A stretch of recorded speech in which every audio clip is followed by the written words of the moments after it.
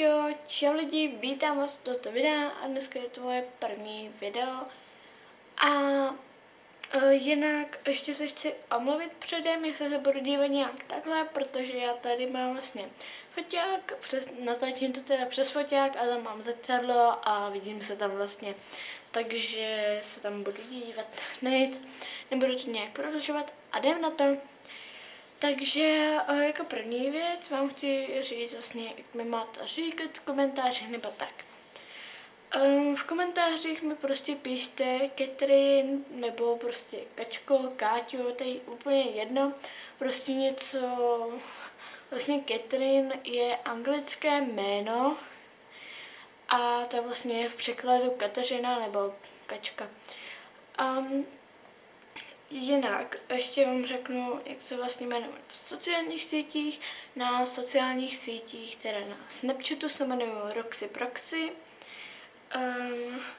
Potom na Facebooku se jmenuji Kačka Kecálková a na Instagramu se taky jmenuji Kačka Kecálková, akorát bez hačků, bez čárek a prostě Kecka, mezera, Kecálková. No, nic a teď vám jdu říct, jak vlastně budou vycházet videa.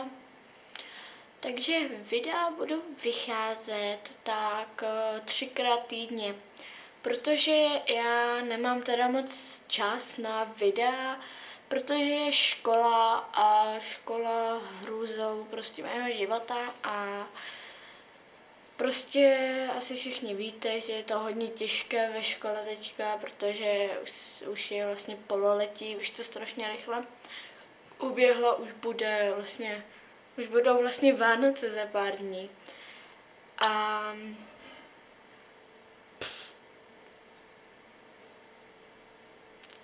jo, videa teda se budu snažit, aby byly sobota, neděle, možná pátek a když tak pondělí. Uvidíme, jak mi to bude teda vycházet. Pátek jsem zatím vynechala, protože nevím, kdy, jakože jestli budu mít čas, protože já někdy mám čas, někdy ne. Takže nevím. A jdem na další věc. Další věc je teda vlastně, že jakože co budu točit. Budu točit vlogy, možná challenge,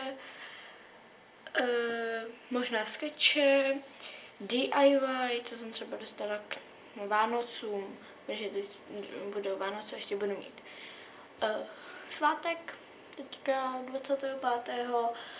A ještě budou určitě speciály, budu se teda snažit něco natočit a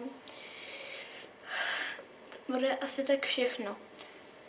No, jo, ještě budu točit možná někdy třeba, že jsem třeba u babičky, nebo prostě jedu autobusem někam, nebo prostě tak. Foťák si možná někdy vezmu do školy a prostě cestu zpátky netočím s někým nebo sama prostě. Tak jo, já nechci nějak tohleto video, aby bylo nějak dlouhé, takže se s váma už rozloučím a zatím čau!